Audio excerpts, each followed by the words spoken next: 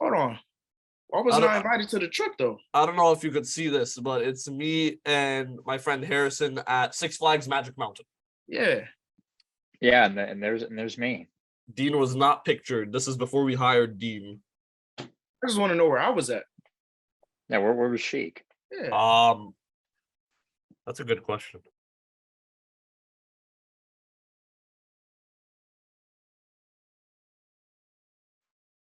Hello, everyone. Welcome back to the Job Hunt LLC. I'm here today with Hey! Alex. Whoa! What is this, Dean? What is this? What is what? What is what? You are. Who said you? You know? Can I just speak? Can I speak? Yeah, just you can start from the You're top. talking it's like fine. a fucking grandma, dude. Hello, Well, that's what welcome you do. Never mind. Hello, welcome to the Job Hunt LLC. My name is Alex, and this intro is very hectic today. There's a lot going on, so I really just want to introduce Dean very quickly. Dean. I'm Dean. Okay. Well, he's was not quick. Alex actually this time. Yeah.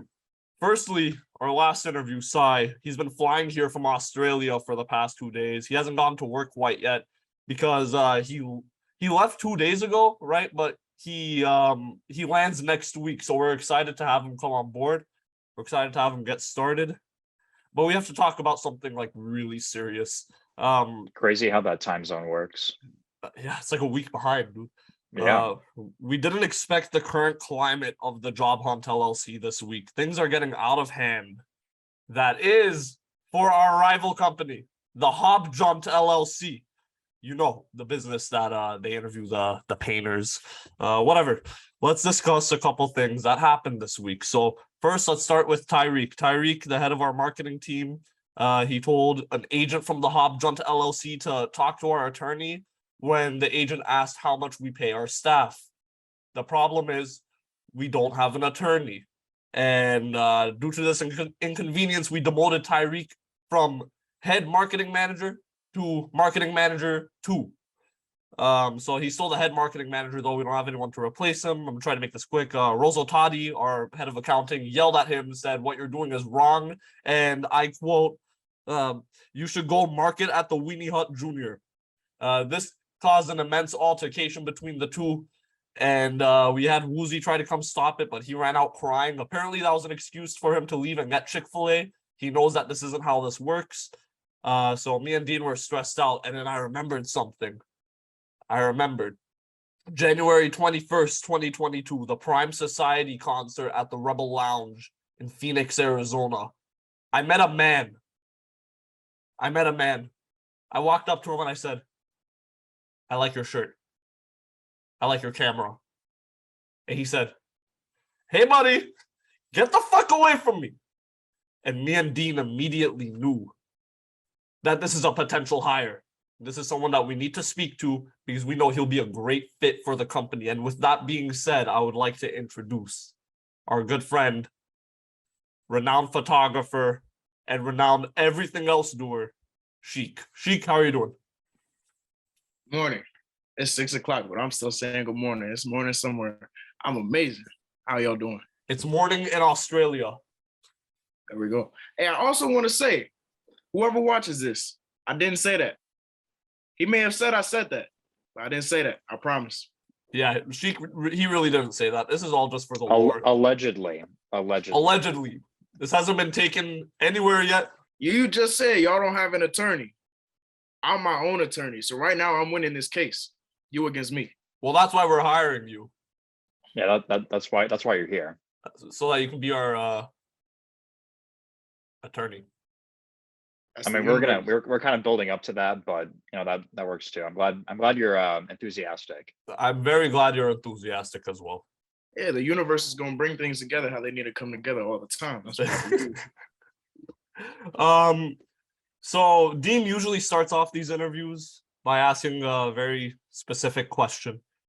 But I think I'll start it off this time because he decided to ever so rudely interrupt the beginning of this interview. So your first question today, Mr. Sheek. Tell us about yourself. So, this is like a class intro where we just came back from summer, first day of school. You got to stand up in front of everybody. I'm 21. I am born in California. I moved here when I was like 11. Ooh. To tell the honest truth, this is probably going to surprise a lot of people. I never touched the camera until like a year and 2 weeks ago What? in my life. Yeah. That's crazy. No Yeah. way. Yeah. So what I do now, photographer, I'm getting into videography. My roommate actually is in the other room. DEID, I manage him. My other friend Artrell, I manage him as well.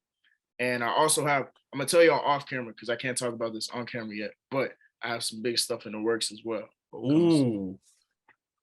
Me and Dean are being let in on some insider information. I got Well, you. Sheek, I just very wanted to oh fuck. I just wanted to say two things. One, we've never had anyone directly tell us their age in a tell us about yourself question. And I think that's a very good thing to include. Different. And two, I didn't know you were from California. Yeah. What part are you from? From San Diego. Oh, I see. Beautiful. I see. But I have a little problem with San Diego personally because I'm from LA. oh God. We have a little bit of an altercation going on over Yeah. here. But hey, California, Dean, not from California. Dean's from Phoenix. That's right. I'm from Phoenix. But you know what? I'm glad we're all here together now. So, Sheek, I want to start off by asking you, like, tell us about like your photography, like how you started off and everything. Okay. So actually, what was it? In like early 2020. So about January, February, I was going to ASU and it just wasn't my passion anymore. I was like, I'm just here at school, like I'm existing, but I'm not doing anything I spend time caring about. And then one of my best friends is actually his hoodie right here, Z Give. We dropped out together and we started a company called Takeover Productions. So what this company was going to be was we were going to throw parties, but in a way that like parties hadn't been thrown. Like we were going to have themes, we were going to have people come and do like live performances, kind of things you would see through the media, but like there was none of it here. And so we were like, we're going to make this shine. And then we threw a party and the amps blew out in like an hour. Ooh. And then 2 weeks after that, everything got shut down with COVID.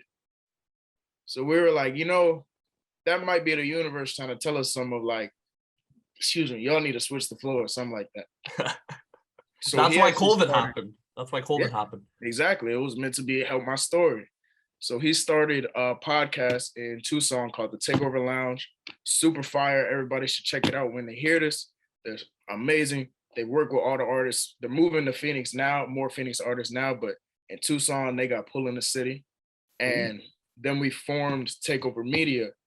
And what the intention was to be like almost like a complex-esque thing, but covering like the underground scene. And we were just gonna start based here. And so we were doing that for a while. And then in June 2021 is when he actually gave me his old camera. He didn't really use it anymore. And I had just been asking for it because I was like, I want to learn something, Like I don't kind of just want to drift. I want to be able to pick something up. And so he gave it to me. And immediately I was just like, I'm gonna just take pictures and eventually I'll be good at this.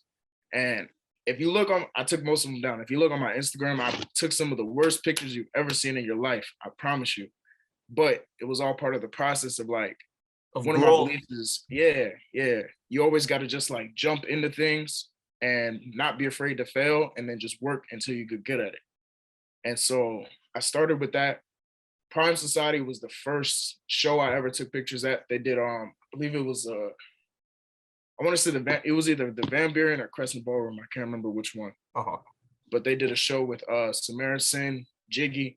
It was amazing. That was the first show I took pictures at. And then they would always bring me in so I could take pictures with them.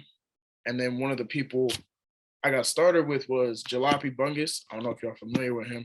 Not at all. But yeah, so that's one of my good friends. and he would just invite me to his studio sessions, and I would take pictures in there. And like, it's not a lot, but at the same time, it was like just being able to constantly work on it and have somewhere where like somebody makes you feel like, bro, like I want you here because you can do this thing. It just it pushed me to keep going and keep going and keep going. Oh, And okay. eventually it was just like, it just kind of caught fire. And then I started getting good at it. And it was like, oh yeah, like this is something I can do, you know? So that's really interesting because you mentioned that you were doing photos with like Prime Society at Prime Society Show and that they kept bringing you in. Do you think that's helped you establish like a certain theme with your photography? To be honest with you, I'm still kind of searching for one because a lot of the pictures I took were not intentional. It was just kind of me taking pictures of things without executing concepts that were within my brain. And so I just got a new camera actually 2 weeks ago. Congratulations. Thank you, thank you, thank you. So now, like, now that my camera is capable of doing the things I need to do, I'm really starting to work to build the concepts that I see up here and then sharing those with the world. Oh, that's really interesting. That's really cool because personally, I myself, I take pictures with the good old. Hey, the iPhone be going crazy though. Like, Compared to like the current generation of phones right now, though, with like the iPhone 13 and like the newest Samsung models, those cameras take crazy pictures. Like yeah, I see those phone cameras putting in like crazy work.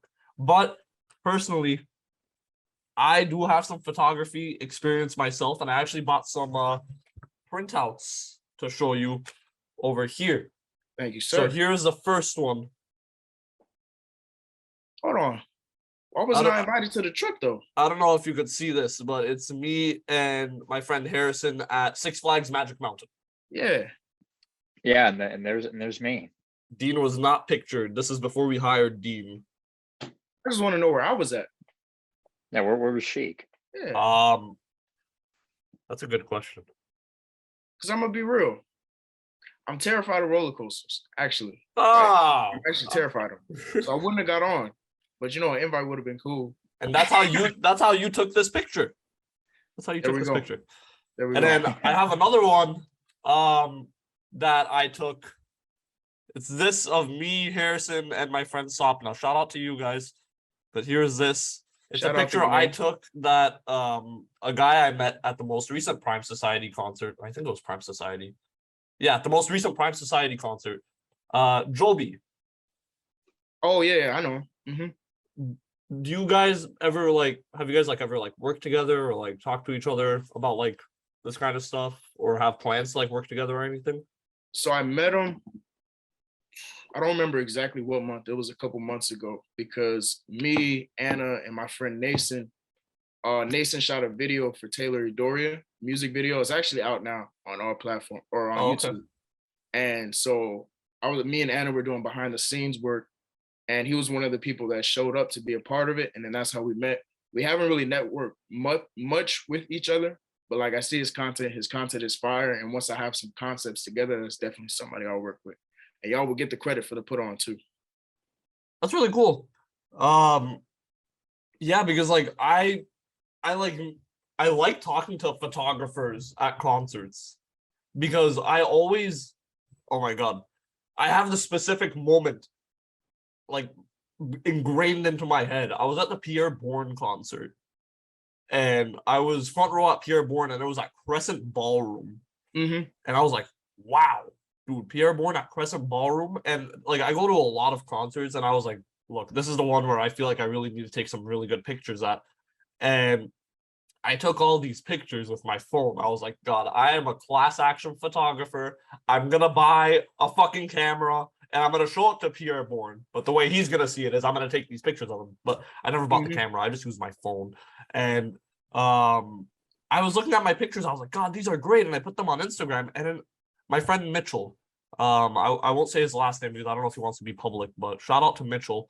He took some pictures and I was looking at them and I was like, wow, these are just infinitely better than the ones I was taking on my iPhone, you know?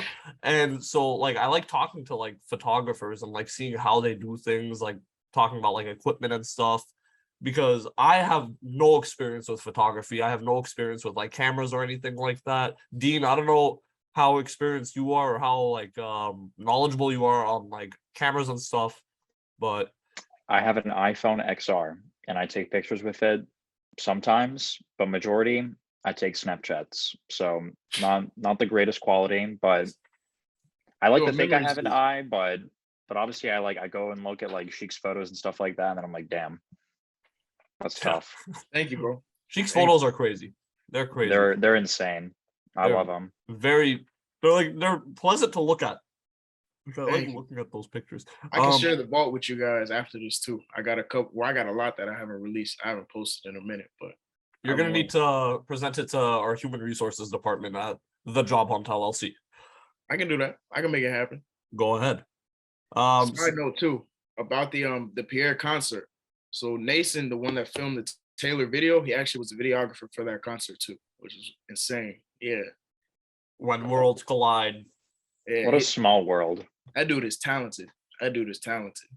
That's crazy.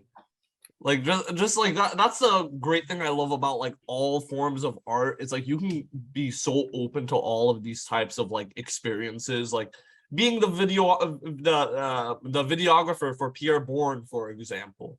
Who gets to do that very often? Like he's a pretty big name, you know, and it's like you get to do that kind of stuff. That's really cool. So you tell us, what's your favorite or like what's your most memorable photography experience? Ooh, experience.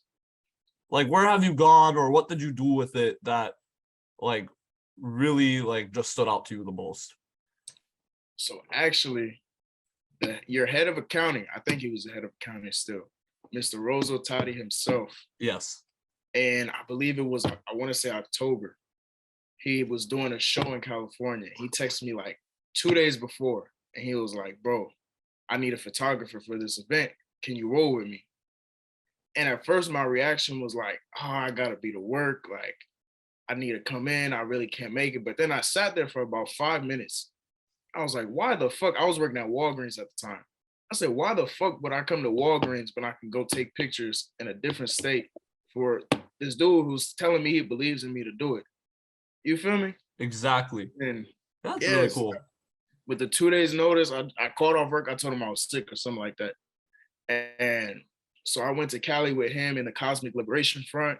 Shout out Jeremiah, shout out Gil, shout out Gabe. And The Cosmic performed Liberation at- Front, if I remember properly from Rosa Toddy's interview, that's the band he used to be in. yeah. Right. Okay. Sorry, keep going. Yeah. So we went out there, they performed, it was amazing. I actually met a couple people out there as well. And then after the show, we went and got some chicken. It was not Harold's. Oh, it's this chicken spot. I can't remember the name, but we went and got some Dave's? chicken. Would it be Dave's? Yes. That's how I know you from LA. Yeah. Of course. I have So- the drones over there. I have video evidence of everything that goes on over there at all times. Oh, you tapped in with the traffic cams, huh? I'm tapped in with the FBI. Okay. I'll bleep that out. I'll make sure It's like a subdivision of Vlad TV, huh? we're straying away. We're just gonna be our own thing. But there might be some background that people don't know Yeah. about. And That's why Dean's not saying anything. Dean's gonna make sure he doesn't. I've actually been writing down everything you've said to us so far. yeah, y'all don't put a virus in my computer You already have one. Hey, already. don't look around for cameras. It's too late. It was really hard to prop that camera on his air conditioner vent up there. First and last interview, huh? That's what this is. Oh, they never finna see me again. Sorry, but you were saying you were at Dave's Hot Chicken. I love Dave's. I used to go there all the time. Yeah, so we went to Dave's, threw down, and then we went back to the venue. They had closed the gate and the car was locked inside. So then we was like, oh shit, like we can't get it out. We're in a whole different state. Like we don't know anybody over here. So we had to hop the gate. We got our stuff. Two of us, I can't remember who, but two of us stayed with the car to make sure they didn't tow it in the morning. And then me and Toddy went back to, they knew somebody whose apartment we could stay at. So we went over there. We stayed there. The next day we went and got some breakfast and came back. And it was just a super surreal experience because that was like, to me, it was like for him to message me and then say, bro, can you come with me out of state to take these pictures for me? It was like, wow, like, all right, I'm really doing this. Exactly. Because those things turn more like into like friendship memories and stuff, and like more than just like what you were doing there at the time. It's like, oh, look at all these like cool experiences that happen, look at these opportunities. Dean? That was the moment where he felt like he's like, or like that was the moment for you at least where you kind of like you're like, damn, like this really is my passion, like this is my purpose and stuff like that. Yeah, 1000%. 1000%. It was that's sick. like such a surreal, like I'm really doing this. Like you'll know you're doing it, but then it's like for somebody to do that and then bring you with them, it's like, oh shit, like I'm actually really doing this. And Toddy is one of my biggest inspirations, like not even just from an art sense, from a business sense as well. I learn a lot from him, and he does a lot to help me develop and grow. So that's somebody I'm always gonna appreciate, somebody I'm always gonna have love for. Oh yeah, that man is so insightful. He knows a lot about everything, which I think is like a really cool like trait about him. Like he knows like the business side of things, he knows like the label side of things, he knows like the actual like industry side, the promotion, all of that. Like he knows at least something about like every single aspect of like what he loves to do and what he really cares about. 1,000,000%. Right. We haven't actually done a non-music interview yet. We've done Woozy. Woozy was our first one. We did Tyreek. We did Rozo Toddy. Not in any particular order. We did Function Space from Prime Society. That was a really interesting one. We learned a lot about Chipotle in that one. And we did Sai from Australia. He's still in the plane. So I think, like, Dean, I don't know if you agree with me. I'm sure you do, but it's really exciting to talk about something that isn't music for once.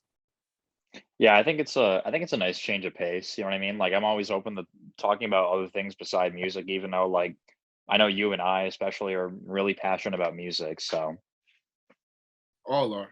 Exactly. oh So yeah. that inclines me to ask you. I have to tie it back to music somehow. That's kind of like what I feel like I have to do. Are there any like artists, because I know your photography is like kind of like it's not really like themed around music like specifically and exactly and only that, but I know it's something you like to do. Are there any artists that you'd love to like do photography for or videography for in the future? So like dream ones that I haven't done before. Yes. Definitely Tyler the Creator is one. Definitely. That's actually like the only major concert I've gone to before when he came here in February. And you were at that one too? Yeah. I love that one. Yeah, it was like that was a show.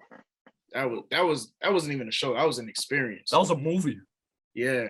Where were you sitting? Like what was your arrangement? Were you in the crowd or were you like I was on not in the general admission, but like on the left side.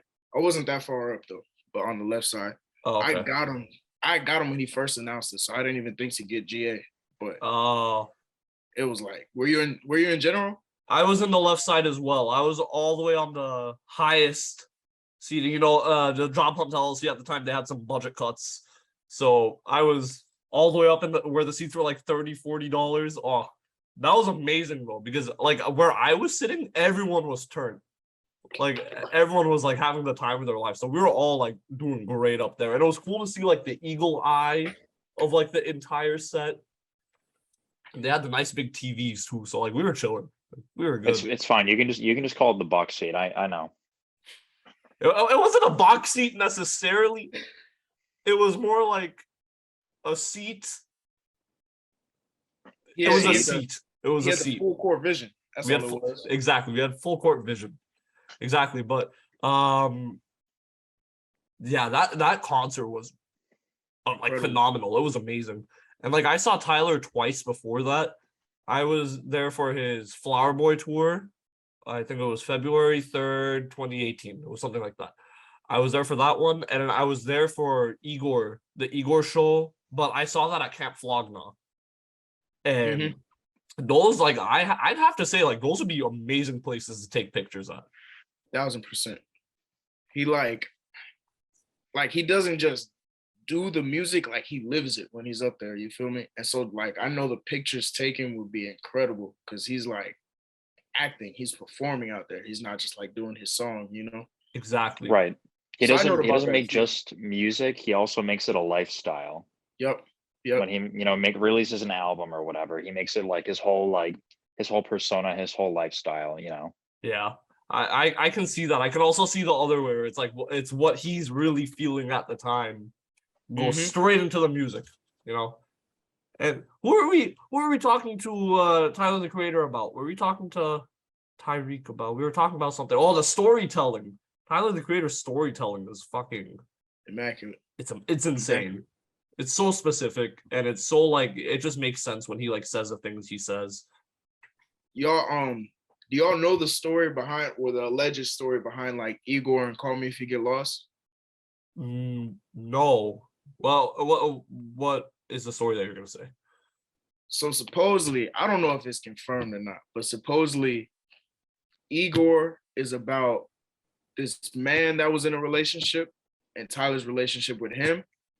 And Call Me If You Get Lost is about the woman that was in the relationship and Tyler's relationship with her. Oh. And he was like telling both, because you know Wilshire, Yeah. that's like he's talking directly to the woman. But then in Igor, how he's like a boy is a gun, he was talking about the guy. And it was crazy to me because it was like, damn, like if that was me, I gotta blow a city up or something. You feel me? Somebody. Exactly. I can't believe he I can't believe he made 2 albums about being a third wheel. That's crazy. Hey, but Damn. in his eyes, it probably wasn't even a third wheel. He was like, all right, I'm done with you. It's time for you to come here. And then boom. Yeah. And neither of them knew, which is like insane. And it's like it's that, but then like that makes perfect sense. Like that makes like really good sense with like how the two stories combine.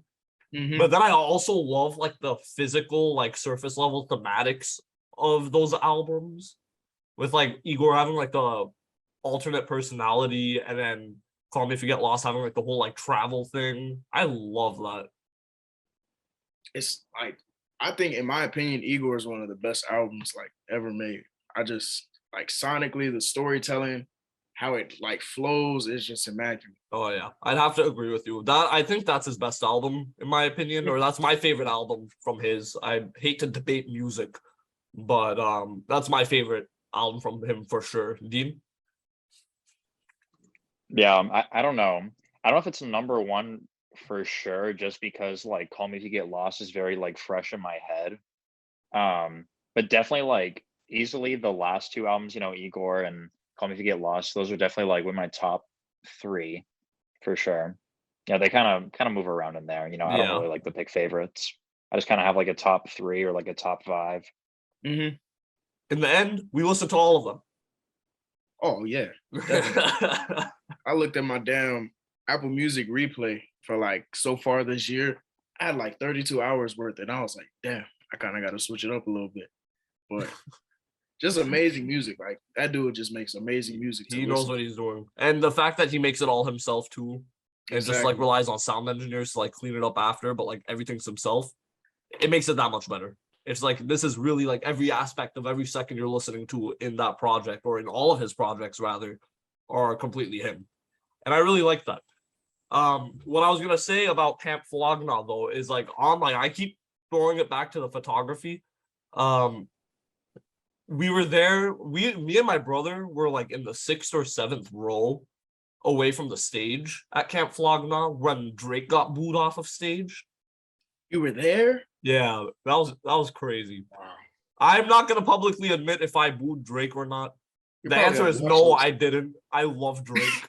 So I was like, you know what? Like we all wanted Frank Ocean, but I was like, yo, Drake? Are you fucking kidding me? This is like nearly just as good. Like I am so happy with this. And they booed him off. And I was thinking, like, what does this crowd look like right now from the stage? Like after he left and everything went silent.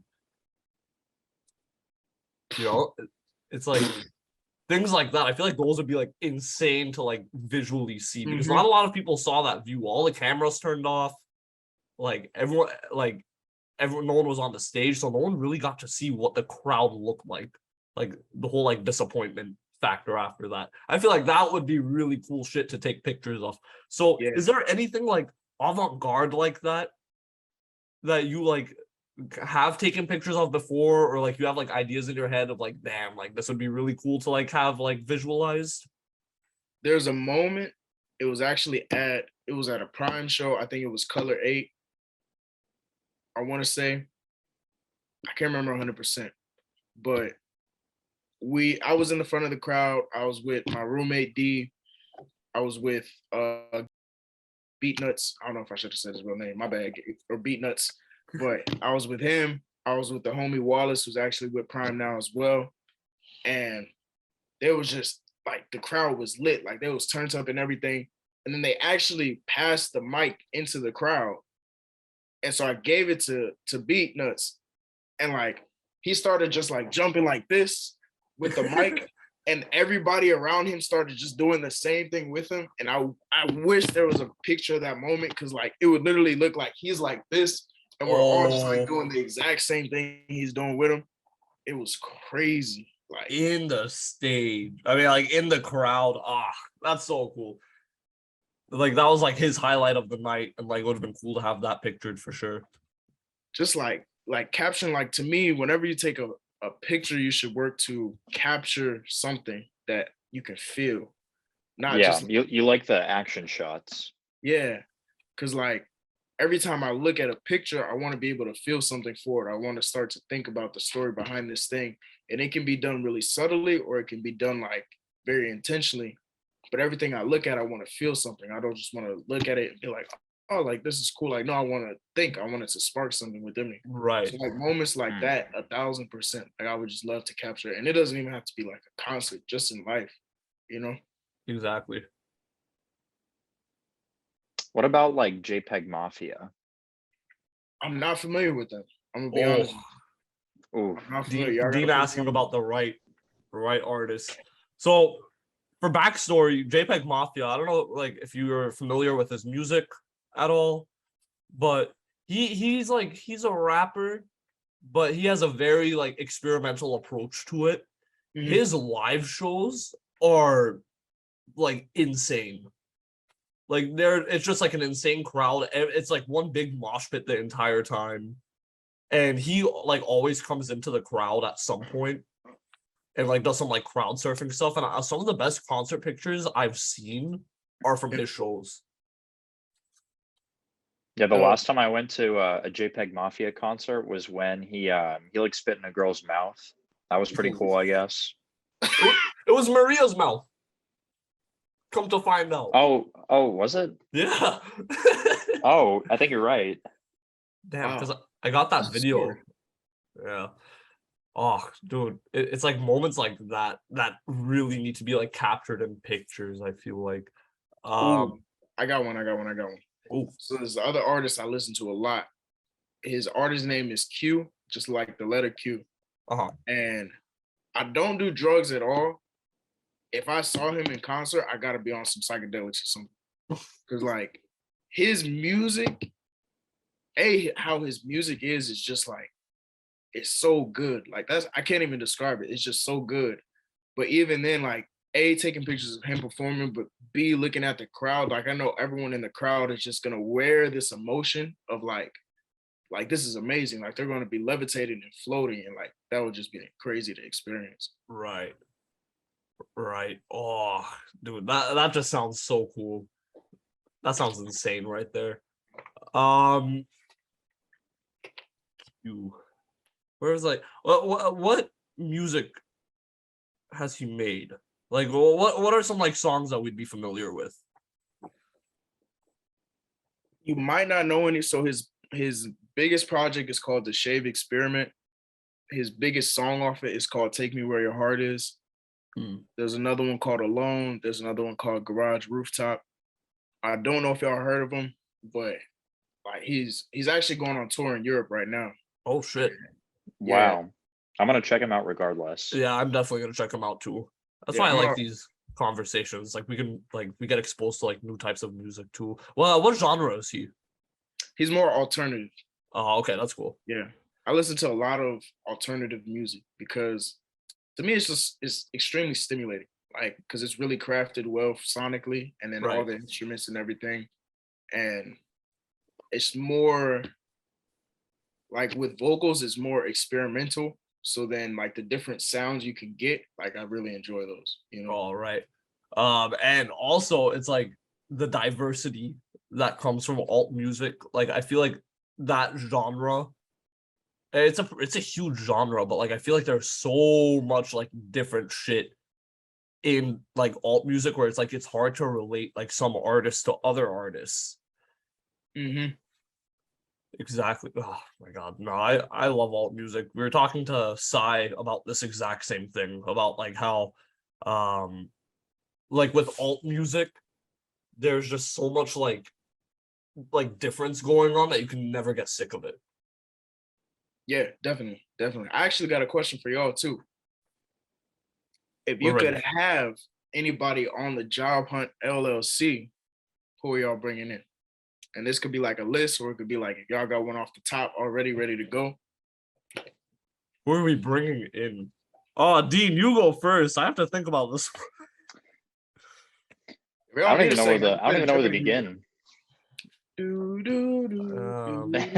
don't even know how I would go about that. I mean, You singing that immediately makes me think of Alex Trebek, R.I.P. him. I feel like he'd be a great like Rest in peace. speaker. He'd be a great, like frontman of the company. But I would like want someone.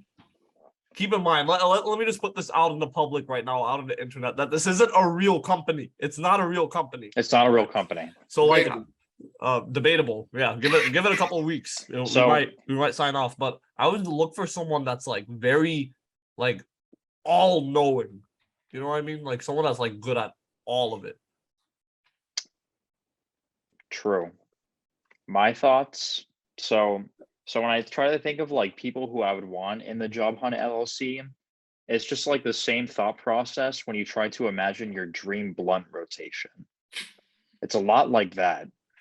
Okay, so I'm thinking like are we talking like fictional or non-fictional? I got to get that out of the way. We could do both. We got time. Oh, we can do both? So SpongeBob is in the quote. Is it? Definitely. Oh, hell yeah. Hell yeah. Sorry, I figured it out. I got mine. Jay-Z. Oh, so you taking the $50,000 or dinner with Jay-Z? I'm taking the Dinner. dinner. Dinner Actually, with no. Jay-Z.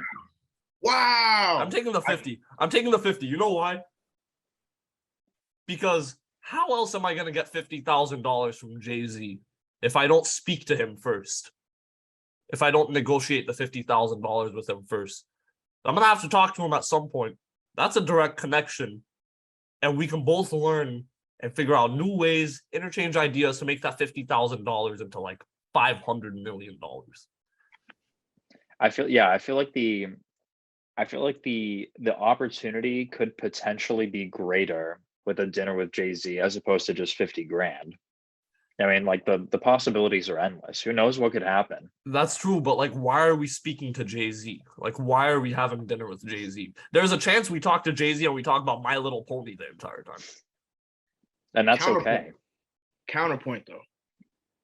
I at least feel that Jay-Z is so rich. If you tell him anything valuable, he'll just take it because there's nothing you can do about it. And if you don't tell him anything valuable, he'll probably just bullshit you the whole time until it's over. So would you take the selfish route in talking to Jay-Z and not tell him anything?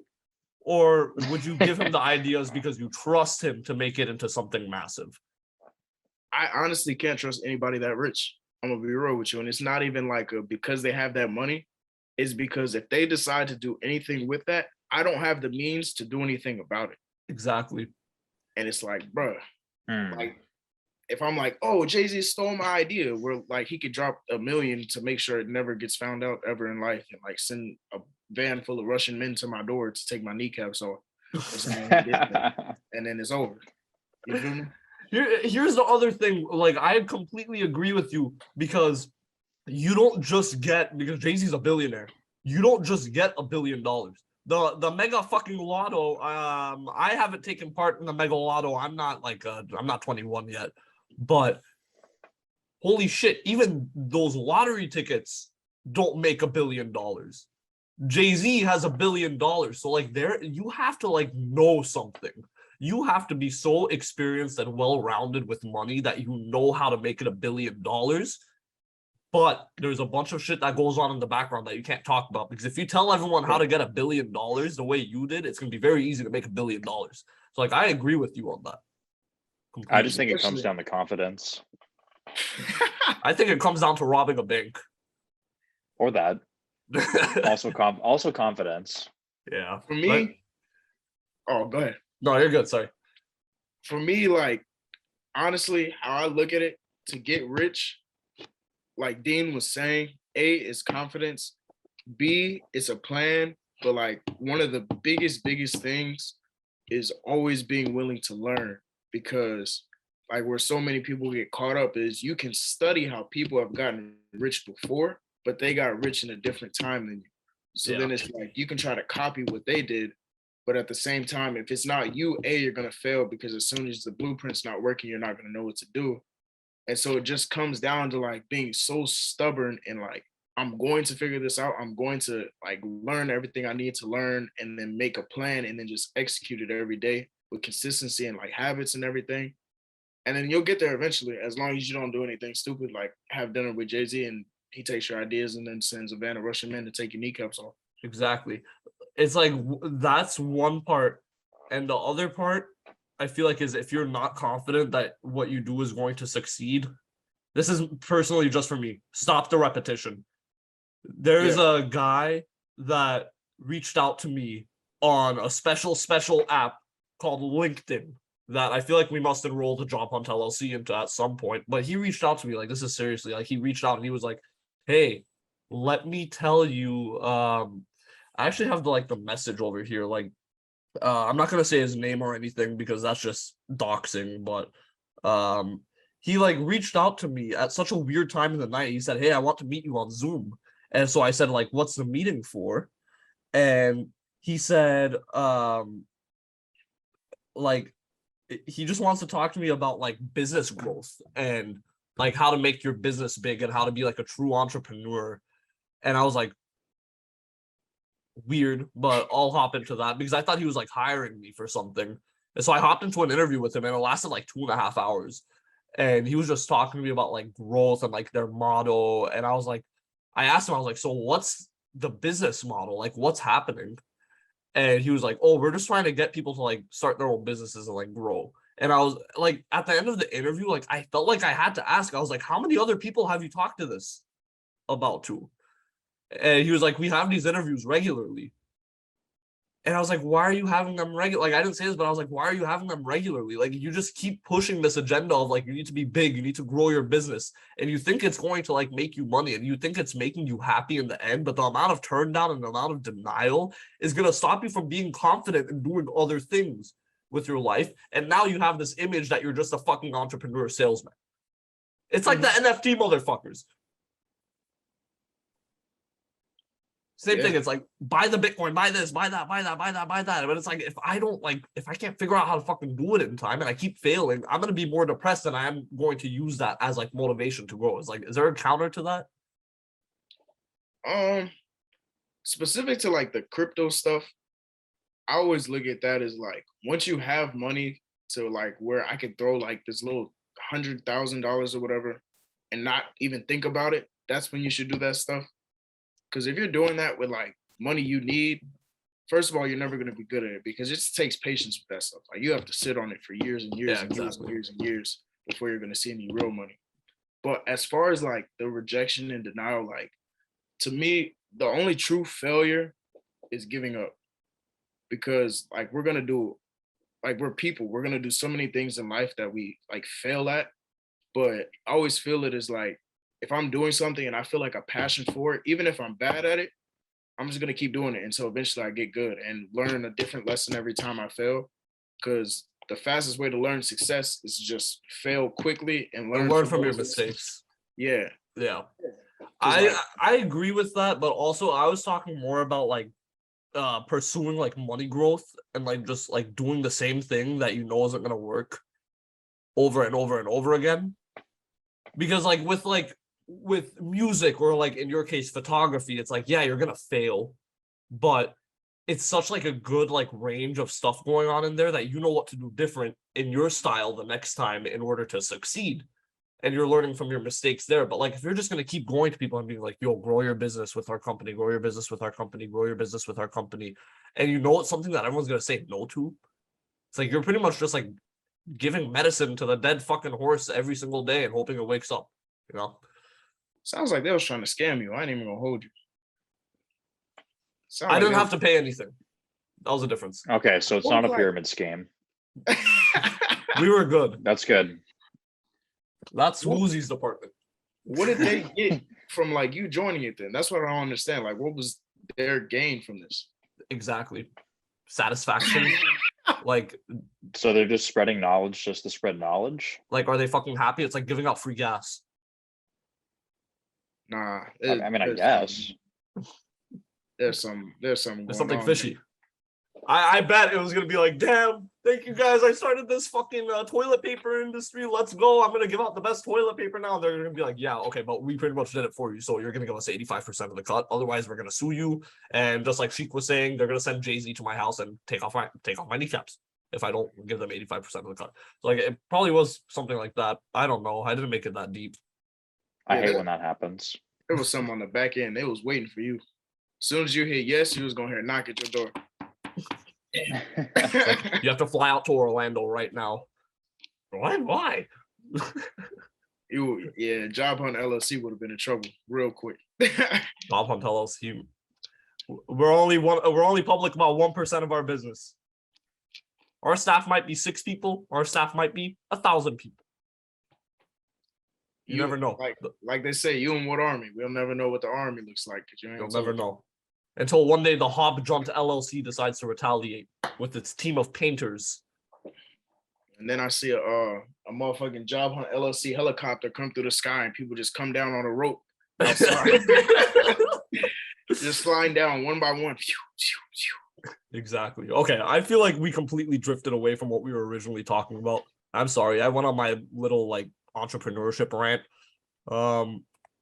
Sheek, I have to ask you. So we kind of have like this like discussion. We had it mostly with function space, but in the event that you take your photography to a different like realm, like let's say you completely go away from like music, what would you go to? Like what's something besides like the entire music industry that you would like to take your photography elsewhere to, if you get what I mean? I don't know if I worded that correctly. Yeah, that's a good one.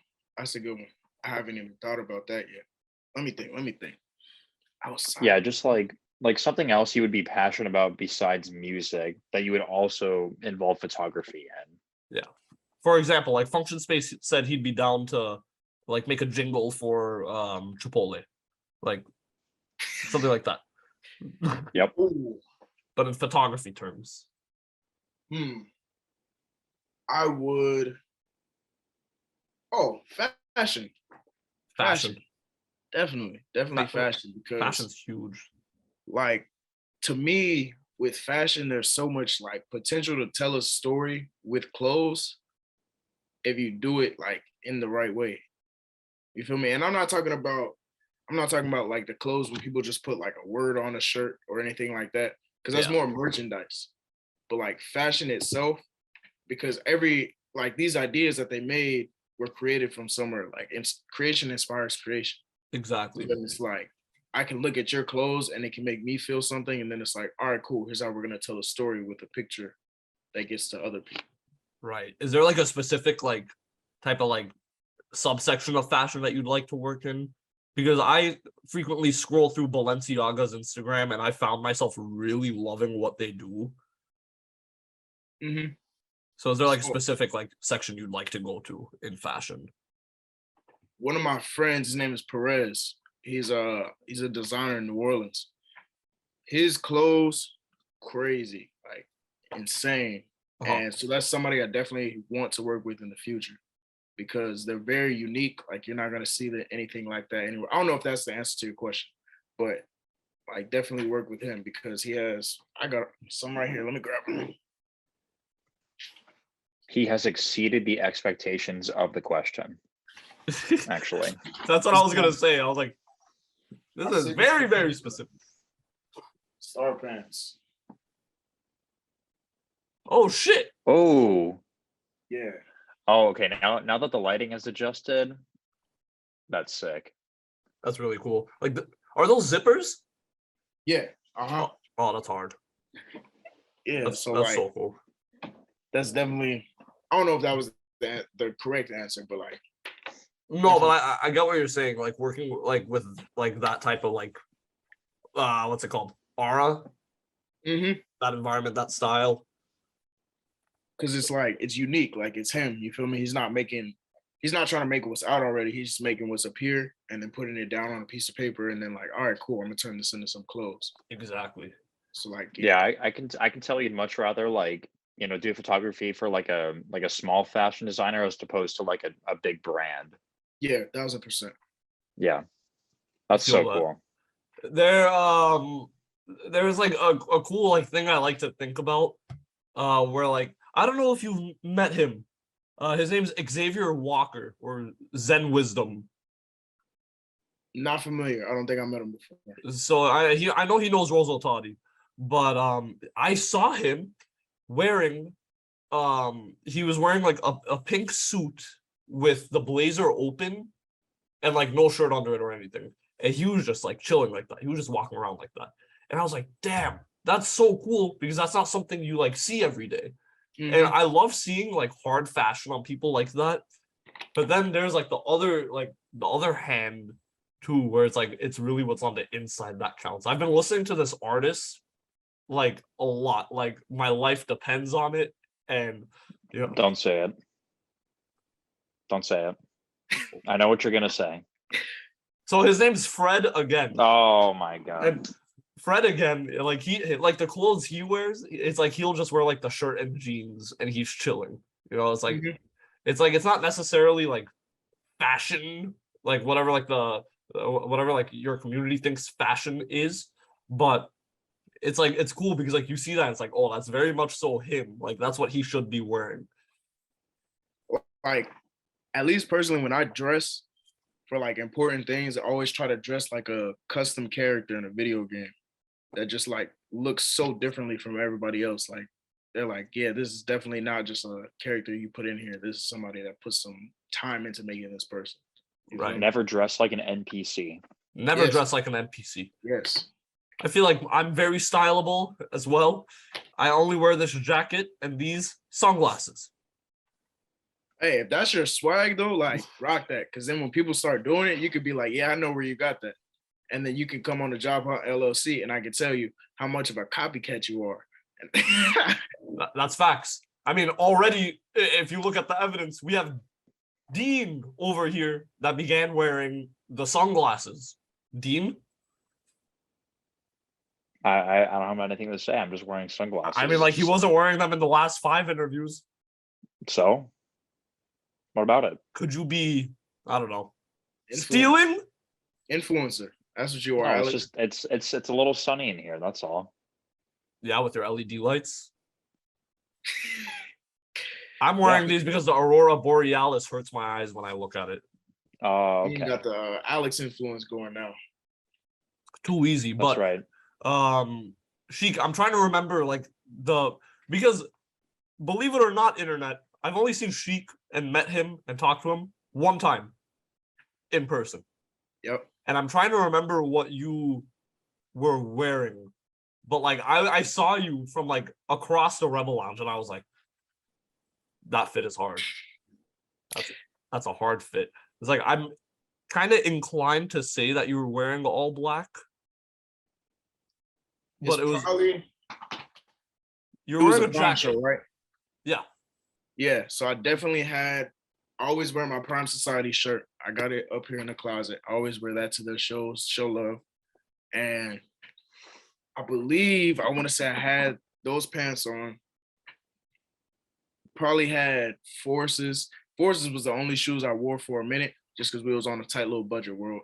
By the way, I'm about to sell some prints next month. I'm gonna promote myself real quick. I'm selling prints next month. Drop the not telling- website. What's the Yeah, website? I'm not. Oh, I don't have a link yet. But this is the first, like, I posted about it one time, but this is the first I'm saying it. Next month in August, some prints are dropping from me. Never before seen photos. I'm gonna show the fellas after this. So if you want to get one, you better hurry up because it's gonna be very limited supply. He's gonna drop it just in time for my birthday, You heard it here first. Ready for Dean's When is your birthday? birthday? August 28th. I got you. You're not gonna be part of the job. I'm gonna just take care of you, Dean. Don't worry about that. Dean, you you. can finally replace DJ's poster that you have in the background over there of those mountains.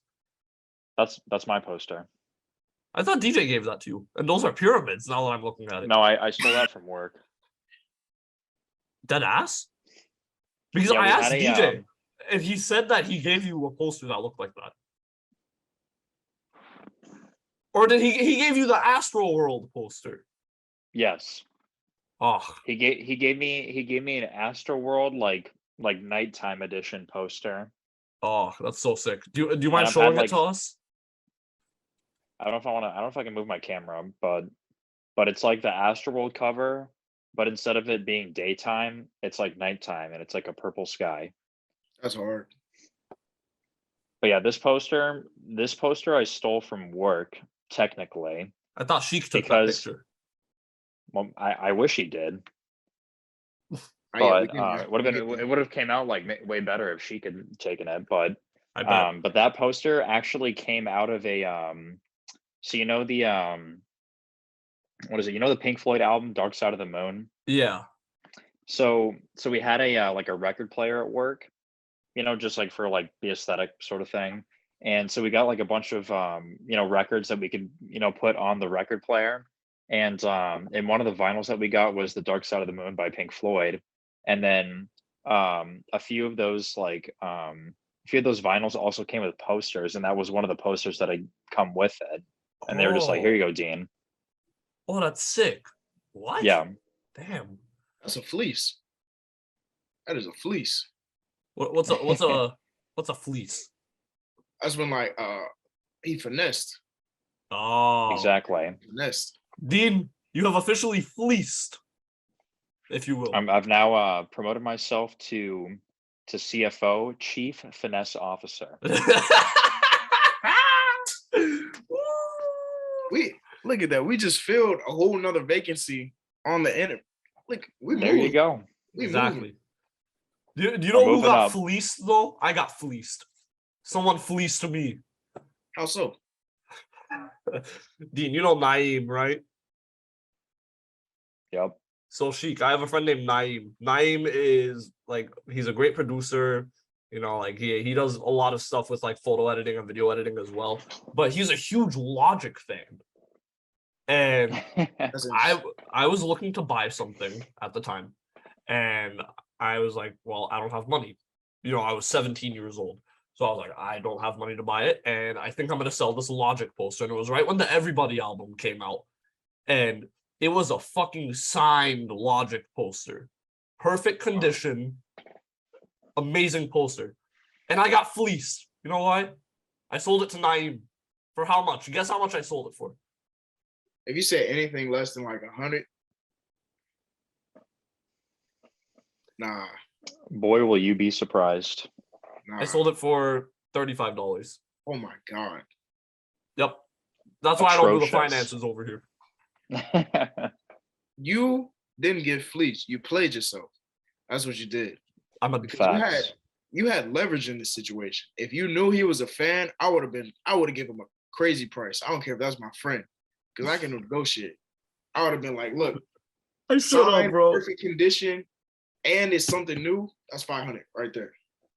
I can't believe I fucking did that. Like I look back at it now and I'm like, holy shit. Well, I got $35. Cool. It wasn't enough to buy whatever I wanted at the time either. That's not even 3 like box combos from Canes anymore. Like Anymore. Keyword. That's tough. Oh yeah, that was crazy. But on the topic of like music posters, Sheek. Do you ever plan on doing anything with that kind of stuff, like big Photoshop things, big like big photography works of art? 1,000,000%, 1,000,000%. So I'm going back to school in August, and the goal with it is just to basically, if I'm gonna get some money to go to school, I can work less, and I can also spend more time learning like things I would like to learn.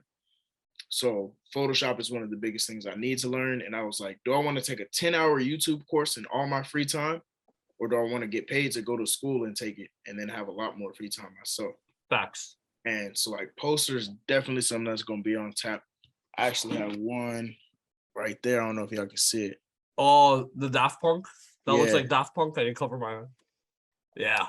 Holy shit. Yeah. So I have Dang. one right there. Actually, one of my favorite pictures that I've ever personally taken was of a Daft Punk poster. Daft Punk has some crazy art. Like, All over the place. All Mhm. like literally their music, their photography. Holy shit. I got Damn. this right here. Only their best album. That's so that was a sick. birthday gift. Whatever Yeah. the second song is from that album. I always forget the name of it. Is it Game of Love? Yeah. Game of Love. That's my favorite song that they've like ever made. Actually, speaking of posters, one of my friends who does he does like automotive photography, like like pictures of cars and stuff like that.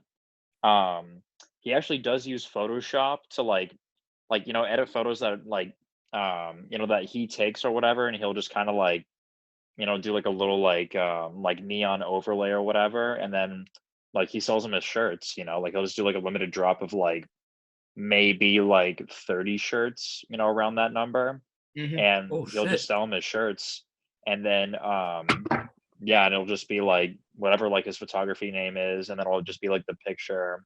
But he like edits like the whole like photo like through Photoshop, and he just puts on a shirt. It's sick. Once I do, and this is actually the first time I'm announcing this too. We're having a lot of firsts today. I'm noticing that. I'm glad they're happening here. But once I do learn some more about Photoshop, once I do learn how to draw, right at the moment, I'm one of the worst people at drawing you'll ever meet in your life. I'm going to change that. But once I do that, I'm definitely going to get into fashion just because, like, even on a basis level, I could make things I want to wear myself. And then it's like, if people are rocking with it, I might as well see where that can go. Right. So can I ask you, like, what are you going back to school for? Like, what are you like going to study? I actually have a list. Ooh. I have a list of like 3 tiers of different things I need to learn. And so I have a appointment with my advisor on the 18th, and I'm about to just walk up to her and show her the list and be like, here's everything I need to learn. Like, what classes are going to get me there. Yeah. And the biggest things are like Photoshop, Illustrator, typography, color theory. I don't know how long that'll take, but color theory is a really big one because Oh, yeah. understanding like the elements of color within marketing, the elements of color within anything you put out, and how to like work it to your advantage. What else is there? Videography. So like learning lighting, angles, all that different types of things. Right. And then that'll kind of build my foundation because my goal in life is to just learn as many things as I'm interested in and then do them. And that's like, That's amazing. Yeah. You do great in graphic design. thank you. Yeah.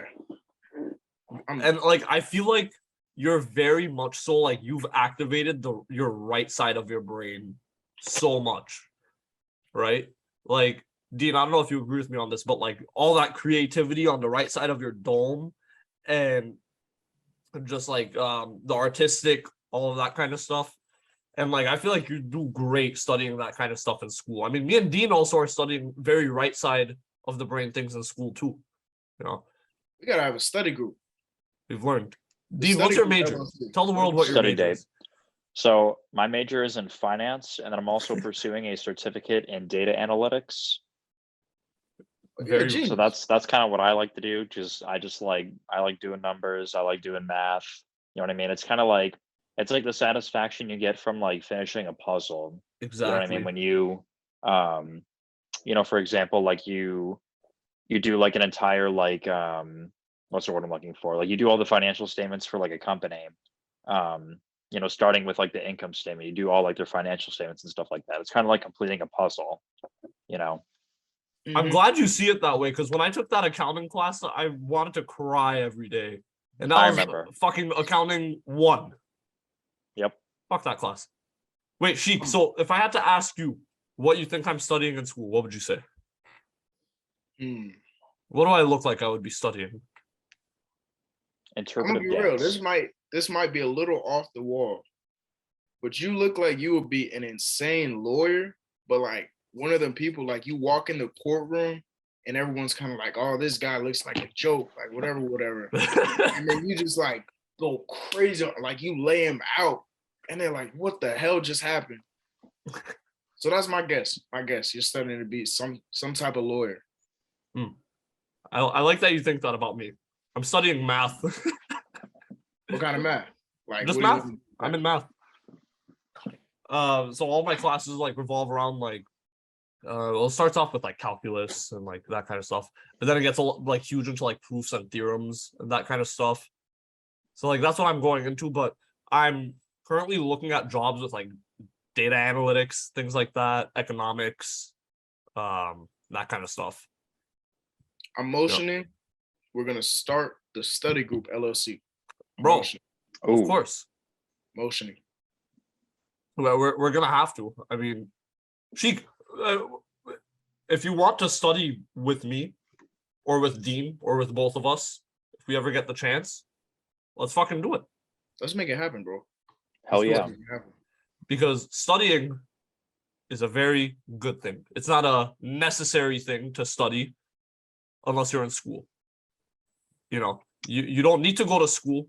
You don't need to go to college, but when you go to college, when you go to school, when you're in high school, middle school, whatever the fuck school, elementary school is a joke. I failed that shit, but like yeah, I came out. You need to study. Studying is so important. And just like with every other part of like creativity and like anything else you do in the world, you have to study. You have to know what the fuck you're talking about. You have to know what you're doing. Very important to everyone watching this. Yeah. I mean, like, even if you're not in school and there's something like you're passionate about, just learn about it. You know what I mean? Yep. Maybe you can make it into something useful. Maybe you can just do it as a hobby and just get that sort of enjoyment out of life. You know what I mean? Exactly. Yep. And there are on days with studying and off days with studying. My biggest off day that I remember was an off 2 weeks when I was studying for a physics 2 exam for every day for 2 weeks straight, and I got a 7% on it. I wasn't too proud of myself. And so, Sheik, I'm inclined to ask you, what, like, have you ever had a situation like that where like you just took a break from like taking like from like doing photography to like really study and like learn something new about it? Like what was some of your like greatest findings when you were doing photography? So as far as like taking a break, I've actually been kind of on one as of late because I've been studying actually and learning like marketing, learning branding, how to build one, like the elements, and then Yeah. also organizing just my brain because my brain it'll get cluttered up because I have so many different like thoughts just going everywhere and I don't have them written down. So like any second it can just jump to something new and I'll lose it. So I've been on a break.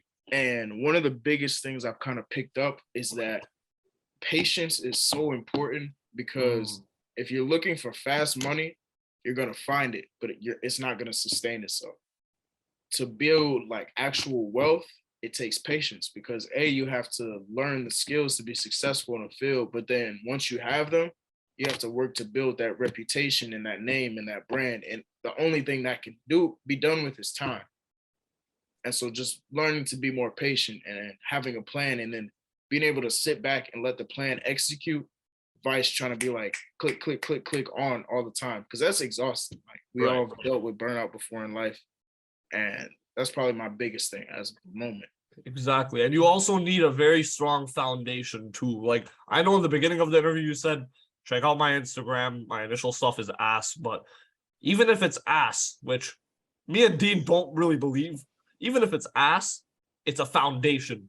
It's somewhere to start and you just go, The Like it's first step really to being good at something is to be ass at it. That's 1000%. facts. That was skateboarding for me. Interesting. Yeah. Interesting. So you skate like at skate parks and stuff? I used to. I hate to turn into that guy that's like, oh yeah, I used to skate. I know how to kickflip.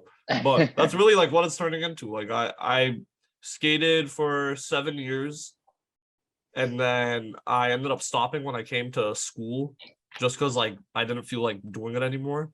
But there was a little point in time where I had a little bit of a sponsorship. That was my proudest moment, but it never got anywhere too big. But when I first started, the thing that like got me to like keep going and get good was my friend Max Vuk. Shout out to Max fucking Vuk. I know you're Oh, Max. I know you're not watching this, but shout out to you if you ever come across this. I remember because I didn't know anything about skateboarding, but I told my mom after I watched a YouTube channel, Braille Skateboarding. I'm sure everyone's come across them at least one point if they've seen anything skateboarding. They're the guys that do like all the tutorials, like how to kick flip, how to heel flip, how to like pop shove, how to do this, like what to do at the skate park, what's your skate park etiquette, like how to do lines. And, like they really get into like the depths of everything. And I binge watched their videos and I was like, Mom, buy me a fucking skateboard, Mom. I didn't say it like that. I'm scared of my mom a little. But it took me to Big Five and we bought one of those like Big Five longboards. And that's something you don't do. You never buy a Big Five longboard or a Walmart one, even though it's like you're just starting. Don't do it. But she got me one of those, and then I took it to the skate park for the first time, and I ran into Max, who I went to high school with. Me and Dean went to high school with, and he was like, "Well, what the fuck is this?" And I was like, longboard." And he was like, "Well, you can't skate on this," because I kept trying to like kickflip on it. And then he was literally like, I was like 14. He was like, go to the store, get a real fucking skateboard, and then we'll learn. Like, I'll teach you everything. And then I went with him, and I spent about 6 months. And it really does take this long, like about 6 months, learning how to ollie from the bottom up again, pop shove it, front side pop shove it, so like the other way, kick flip, heel flip, and that's like it just started blowing up from there. Like it really just like motivates you. And I feel like this is with like a lot of like creative things that happen, like photography, music. It's like you do something that you're really fucking proud of, it's just gonna slingshot you into like commitment and confidence. And you're just gonna keep going. And so I was doing like a bunch of crazy tricks. There's a little viral video. I want to say viral. It got like 500 plays on Instagram. But there's a little viral video of me when I was like 15 or 16. I ollied over a sex doll. You know, it's just like it's things like that. It's like, oh, people see this, people think it's funny. Oh, I'm gonna keep going. And then I got that little thing with A-Side with Devin. Devin Kwan. Do you remember him, Dean? Devin and Seamus? Yeah, I do. Yeah. Shout out to them from A-Side Clothing. But I had a little thing with them for a little bit. I ended up on an article. I can actually link that later to you so you can see that. I'll put it on the stream. But yeah, I mean, that's really all it comes down to. It's like you need to be constantly persistent and constantly like committed into something like as big as skateboarding, for example, or as big as photography, for example, or music, for example, because you're always going to find something in there that like you'll end up like hitting your niche and taking it out of the world. Yeah. And like, I actually got a gem to drop too. So like, Ooh. anybody that watches this, whenever we do anything, when we're bad at it, we're going to be irrationally confident in it. And it's going to be easy because we feel like we're bad at it. So we're not worried about any type of pressure. And the second we get good at it, imposter syndrome is going to smack you like a motherfucker. Because it's like, damn, like there's no way I'm doing this. I'm getting lucky, et cetera, et cetera. And it's happened to me frequently. And like, if I can give anybody advice, A, understand like you're good at this. You put the work in to get to this point, and that's why you're this good. It's not luck. And then B, live in reality. Don't let this thing kind of control what you think about stuff. Like look down and say, here's where I started. Here's where I'm at now. That wasn't my accident, you know? If you fuck something up and if you fail something and you feel inclined to keep going, it's right for you. 1000%. It's right for you. because holy shit, with skateboarding, I don't think I've publicly spoken about skateboarding this much, but I have fucked myself up on multiple occasions. I'll actually, like, if I won't post it on YouTube whatsoever, but Sheek, if you're good with gore, I have a video of me dislocating my knee. Really funny. I fell in, I've like cracked my tailbone before. I fucked up this arm, I fucked up that arm. But then I'm like in bed, I'm like patiently waiting for my shit to heal so I can get back and keep fucking skateboarding. You know, eventually I like grew out of it. I didn't want to do it anymore. And when I try to do it, I am terrible, to say With the least. skateboarding, you have to be dedicated, like, because like when you're bad, it's not just like I'm bad at this thing, I'll get better eventually. Like when you're bad, you're breaking your body. Yeah. You have to be willing to fuck yourself up. And when you're above the age of 18, it gets to a point where if you weren't fucking yourself up previously, you don't want to fuck yourself up any more than you already have. So yeah, there's that too. It's something, it's like really hard to keep going with it. Dean, what's your story? I want to hear the Dean story too. Facts. Well, you know, I honestly, like, on the subject of skateboarding, like I remember Alex actually like taught me how to pop shove it. All So that's right, kinda- dude. Yeah. I forgot about that. Yeah. That video is on YouTube. You're gonna have to dig for that. Oh yeah, good luck finding that video. But yeah, I don't know why, but like for some reason, like an example I thought of was just like video games. You know what I mean? Obviously, like, Mhm. you know, video games are designed to kind of have like, you know, like that serotonin boost or like dopamine boost, and that, like, you know, keeps you going with like rewards and stuff like that. But like in a lot of like skill-based video games, you know, like like 2D fighters and stuff like that, like like that gratification is there just because like the game is designed like that. But then also like you're like, man, like this is fun. Like I want to keep doing this. You know what I mean? Even though like I'm bad. You know what I mean? Like like Super Smash Bros, for example. Like I used to be terrible. Like I don't understand the game, stuff like that. And then now I'm just like what do you call? I'm like holding like the crown like over like my roommates and stuff like that. You know, Yeah. playing the game all the time. Bro, Dean Um, whoops ass at Smash. He So whoops we're gonna ass. have to have a little tournament then. We're gonna have to organize a tournament. Have fun, Let's but I'm make it Team Dean happen. on this one. I'm Team Dean. I like that. I want the chip on my shoulder. I want to be on the dog. I like that. Another thing that I thought of also is this thing for me, the Rubik's Cube. Oh my god. It's kind of like blending in, but you know what? I am confident to turn off my background just so I can like show these better. But Yeah, let's see let's that. Let's see blur that it. trash Oh, bag. I'm not there we go. I'm not at the Aurora Borealis anymore. Fuck that. But here's like the Rubik's Cube, and then I'm about to show off some fancy ones. But What the hell is that? here's my Cube. It's the collection. It turns like diagonal. I've gone as far as getting 5x5 Rubik's Cube. He's got a cube for every day of the week. I have 3 cubes for every day of the week, but yeah, Okay. that's like something that you also start off ass at. But if you really get into like speed solving Rubik's cubes, it takes a lot of dedication and practice and learning. And the community is really toxic too, believe it or not.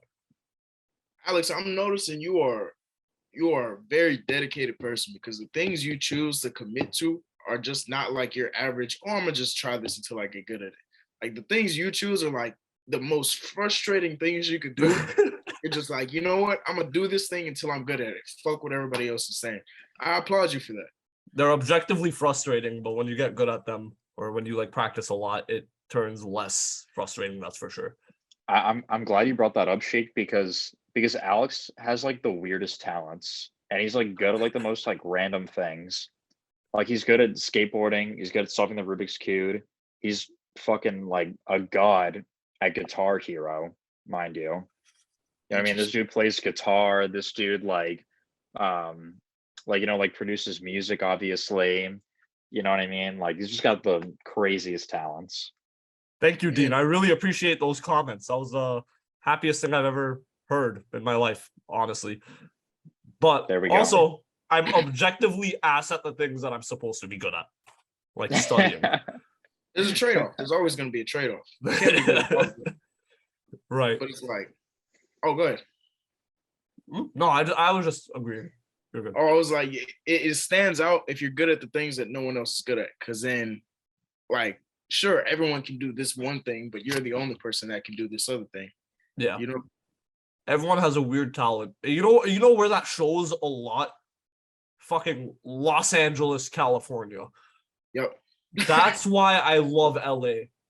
Cause like you go there and you'll see some guy that's like, hey, I'm really good at standing on one leg on my dog. And you're like, that's fucking weird. But the fact that you're good at doing that says something. That says something about you on the dog inside. needs some saving. If you had to practice, it takes a lot of practice to do that. Yeah. Oh yeah. You definitely have to go through a couple dogs. It's like, damn, you are a dedicated man. Like, but like that's what I'm saying. Like LA shows a lot of like that kind of shit for sure. Like personally, I tried skateboarding one time. I think I was like 6, and I just played one of the Tony Hawk games. And so like I was like, yeah, like I want to do this. And so my uncle, he had got me a skateboard. It was a Jimmy Neutron skateboard too. So I was like, I'm really up. Like nothing can stop me. And so for some reason they left me unsupervised. I think this was the problem because they left me unsupervised. They just gave me like a skateboard and I ran outside and like that was it. That was it. And so I looked at the stairs and I was like, you know what? I just did this on this game. It really isn't that hard. You just got to stay on top of the board and it's gonna go straight down the stairs. So yeah, it didn't do work that. out. Yeah. I was like, yeah, I don't think this thing is for me anymore. So there's a bunch of factors as to why that went wrong. 1, age of 6. 2, Jimmy Neutron. 3, inspiration from a Tony Hawk game. I can keep going. That's the funniest shit. But if you give a 6-year-old a real skateboard, like an actual like good quality, like let's say I don't know, primitive skateboard, or like there's like Huff.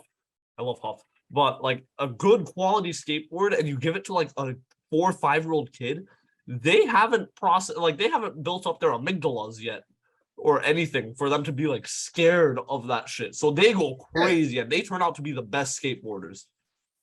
Yeah, kids do not fear anything, bro. I'm gonna tell you this though. I have bad experience because when I was learning to ride a bike, my first ever bike without training wheels. And my dad used to take me to this park. And so at this park, it was like flat. And then there was like a hill, but it was a U.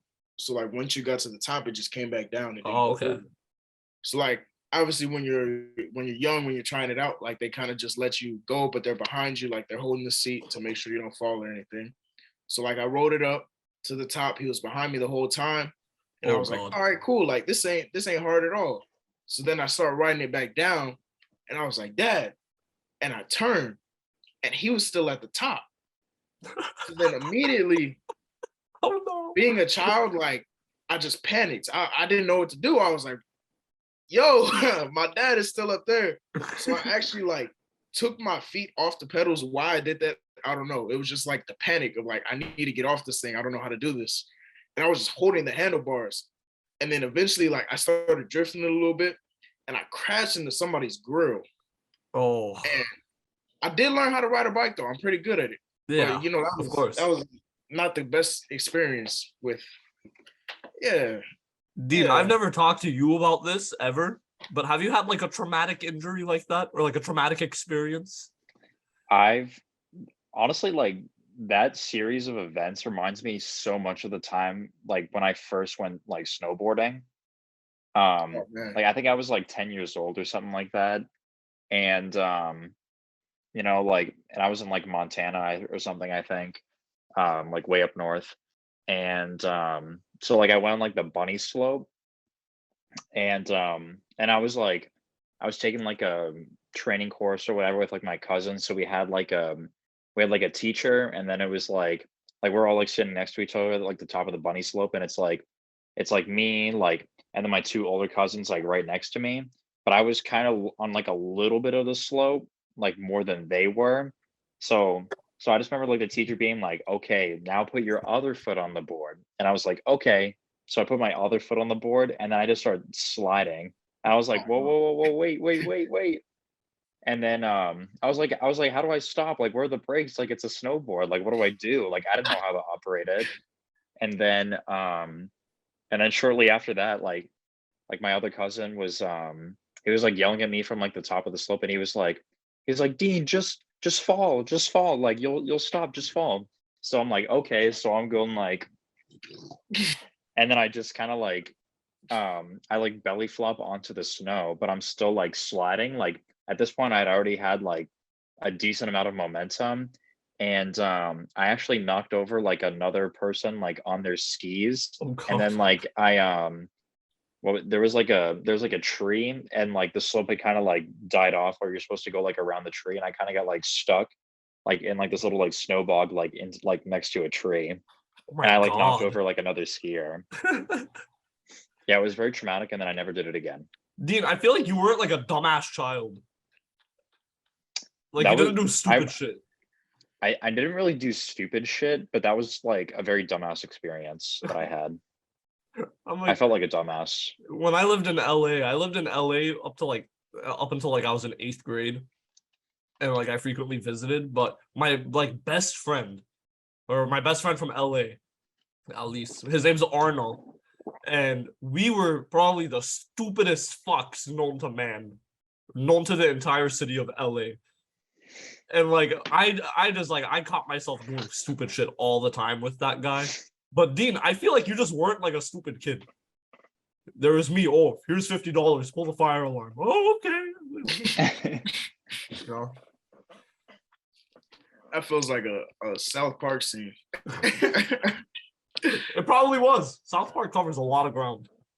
Covers a lot of Yeah, ground. honestly, like I was never the one to like instigate anything. Like I had to be like with all like my guy friends or whatever. You know what I mean? Right. If I were to like do some screwy shit. Um, but when I was like by myself, like I was always like pretty well behaved, I would say. I'd That always be makes like, one of us. Mom, can I go do this? All right.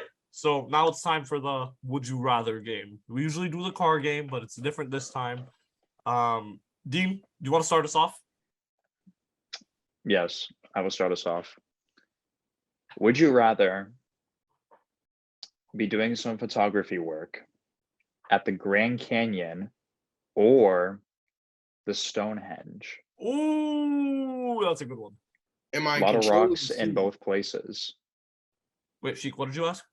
Am I in control of the season? Like, Oh, absolutely. Yes. ooh.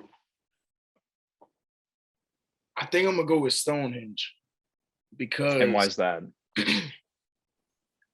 I feel that there's so much that can be done with green, like to complement green, that like there's just like an unlimited amount of options. Like with the Grand Canyon, it's gonna look nice, but it's extremely crafted. Like I'm not in control of the scene as much. But with True. Stonehenge, like I can make whatever I want to there because it's like this almost like a background is just laid out and it's like do whatever you want to it and make it yours.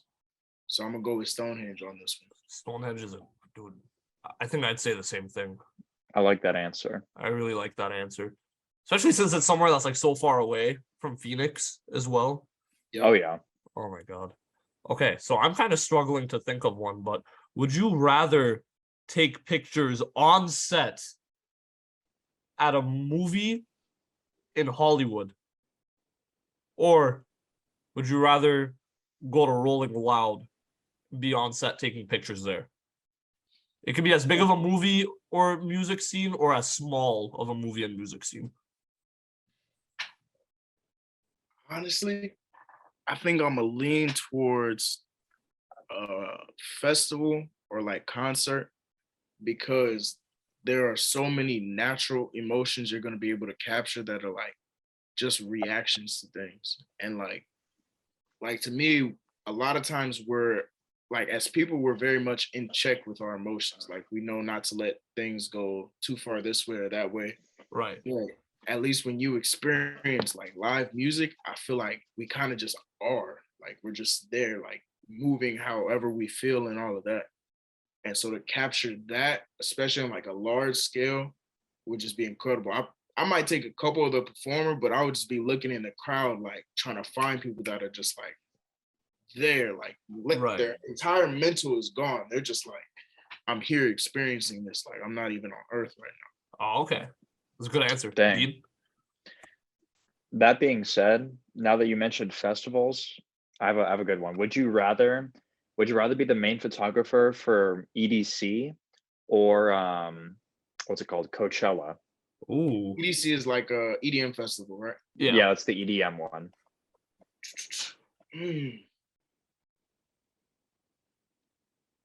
This goes against my brand, but I'm actually gonna say EDC. And How because come? at least from what I know, I've never been to like a rave or EDM festival before, but from what I know, they be on like crazy drugs there. So I know the combination of this music and then like all these drugs they're on, like people are just gonna look like insane, like insane. And so like to capture all of that would be like, oh yeah, like this is some crazy stuff. Right. Especially when it's like a mass crowd at EDC that's just on drugs. Yeah. But Like all of them are on that shit. That makes it way better right there. because then like they're not even just out their mind, like they're in an entirely different reality. Like I have no clue what's going on in their head, but their face and their movement is gonna tell me, and then I can just be like, boom. Exactly. I think you should definitely go to a rave and experience that. I would be down for one. Don't do any drugs. Don't do any drugs. Just go. The Job Hunt LLC is completely anti-drug. Don't you Yes. dare even consider doing a drug. You know, Sheek already fits that agenda. I have a good one. Would you rather? So I'm a math guy, right? And I'm all about, you know, like the linears and all that shit. But I'm also about my rows. And speaking of row, are you taking pictures at Billionaires Row in New York City, or are you taking pictures at Skid Row in LA? Ooh.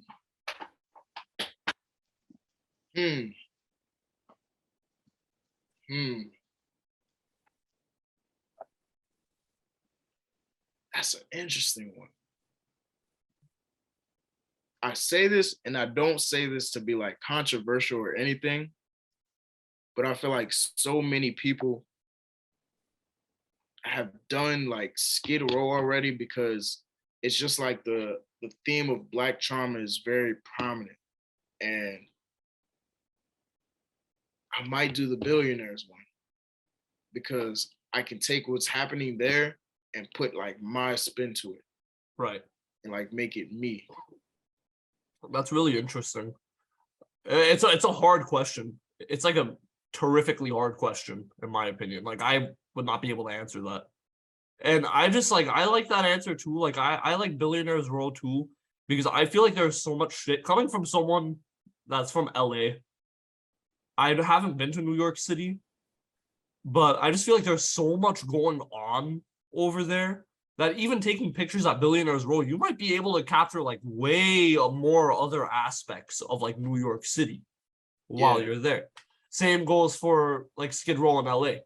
Like you could be there, but then like you could turn around, you know, Skid Row is really close to downtown LA. It's like you could turn around and be like, oh shit, there's all like the skyscrapers and stuff. And it's like you can capture like so many different things from each side. It all just matters down to like where you're going, you know? Yep. And like, I feel like that's huge. Like, I don't know. I feel like Skid Row is something that like has been done a lot already. More likely than not. I haven't done my personal research, but more likely than not, it's been done a lot.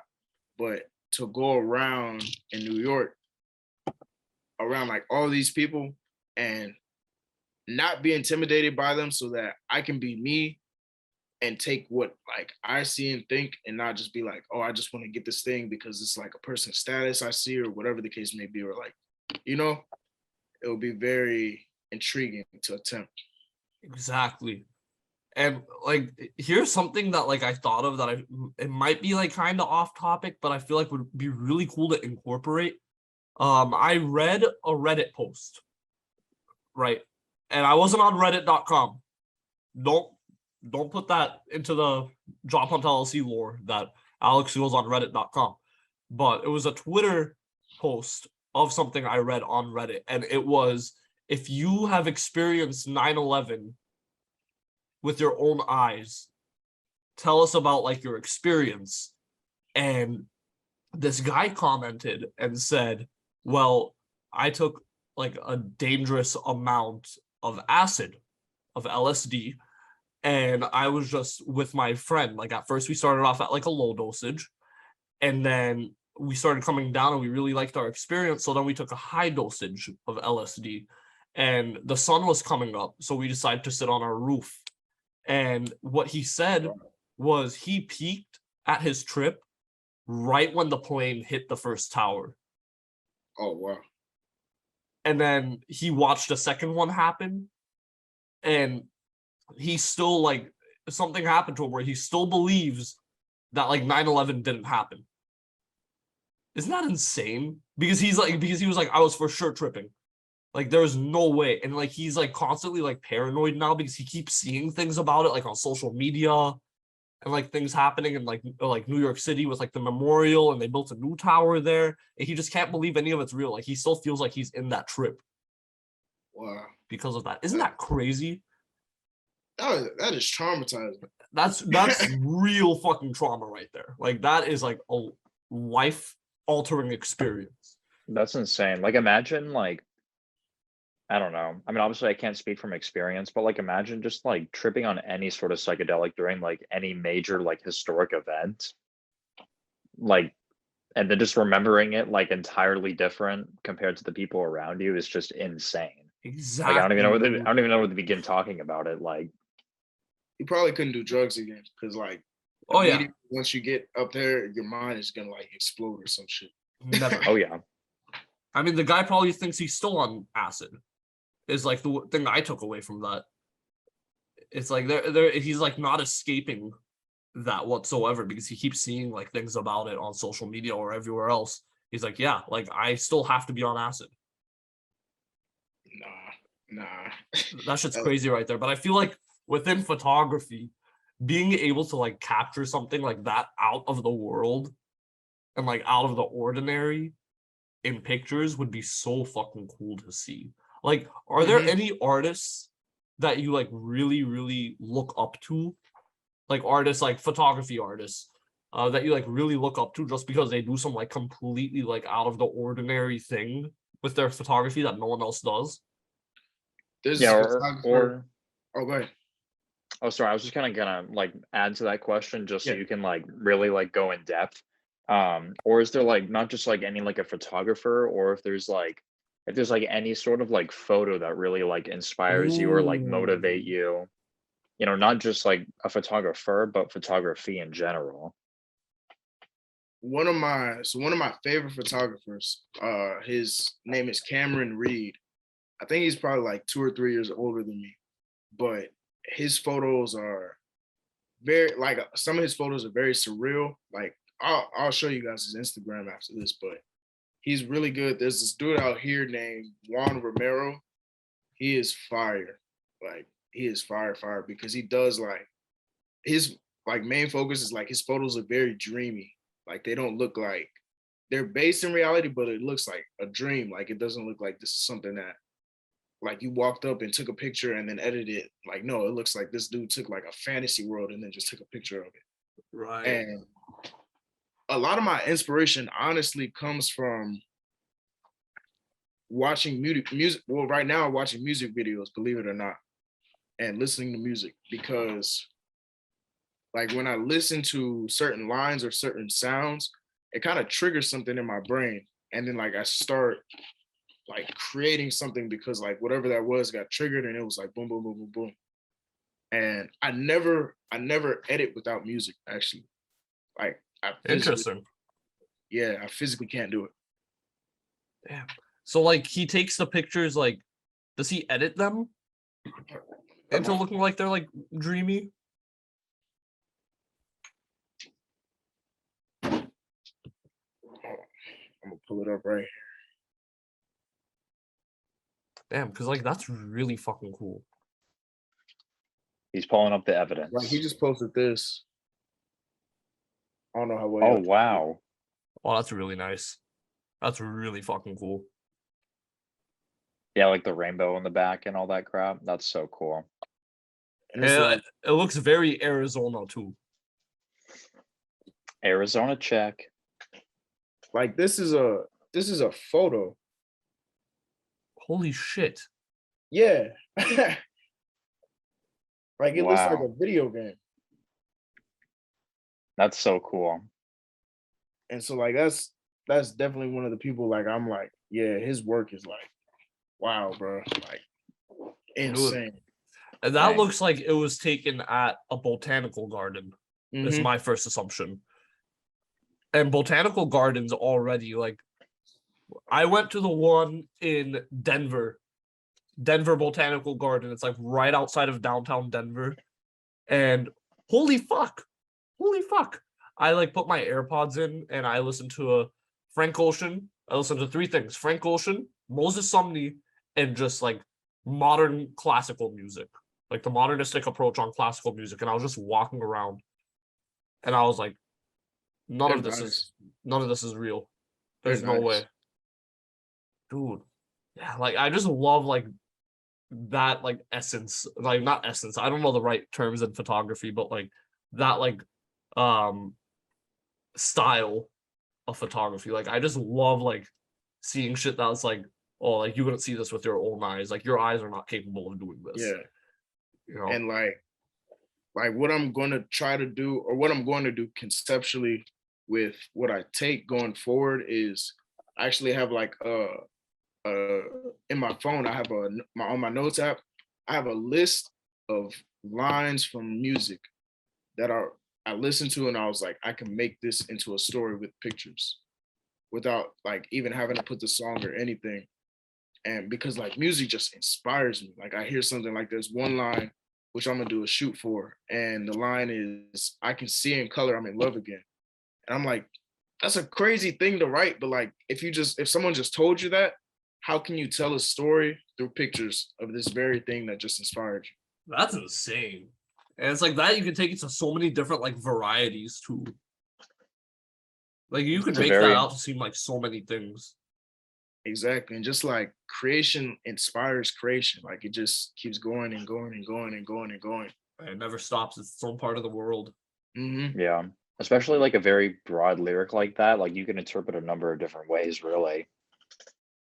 Yeah. And like that's like one of the beautiful things is like when you create, it's always going to be how it relates to you. So like what I think when I see that is going to be different from what you think, Dean, or what you think, Alex. Yeah. And like how y'all tell that story will be different from how I do it. But that's the beauty of it, because it's like, since it won't be the same, I know I'm telling my story, so it feels good to make it. And not just, Exactly. like, you know? That brings me to another question. I don't know if you want to say it publicly, but do you have any tattoos? I would like to get some. I don't yet though. So like what like inspirations would you have for like tattoos? Like what would be like something that you would want to get tattooed? Ooh. That's the reason I don't have any. I have no clue at this moment, because Mm. like the permanence of it is like of course there's been things in life where I'm like, oh yeah, I would get this, but then I would be like, all right, am I getting this because I think this is cool? Or like, am I getting this because I'm like 2019 and like, oh, this is hard to me right now, but when I'm 30, I'm gonna be like, what the fuck is this on my arm or like Yeah. my leg? You feel me? It's very hard to capture a tattoo and like love it for the rest of your life unless it's something that has been permanent to you since like the day you were born, or it was an event that like matters a lot. I've always wanted an elephant on my thigh. The fuck? Like I've been wanting that for the past like 4 years, 3-4 years, but like what? You know, it's like, I think you am I should do sure it. that I want it? Oh bro, if I didn't give a shit, I would be tatted up to the neck. Like if I didn't give a shit about what I wanted, I would be covered in tattoos. I can see. Here's what we're gonna do with the Job Hunt LLC world. When you see this, when we get the Job Hunt to 1,000 subscribers, we're gonna have a special episode shot by me where Alex is getting this elephant tattoo. I like it. I like it. All right. Hey, Shot by me. We're not doing it on the computer. This is gonna be a live one. We're gonna run it, and we're gonna get Alex this tattoo.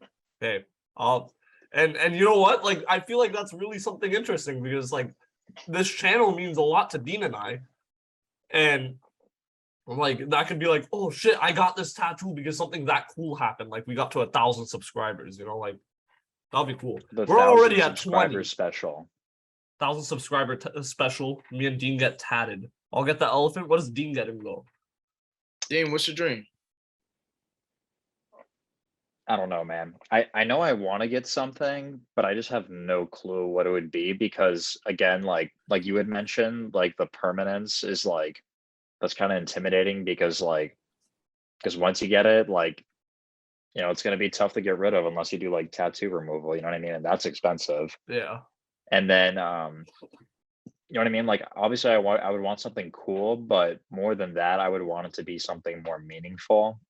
And I know something that's like kind of meaningful to me has been like the number 8.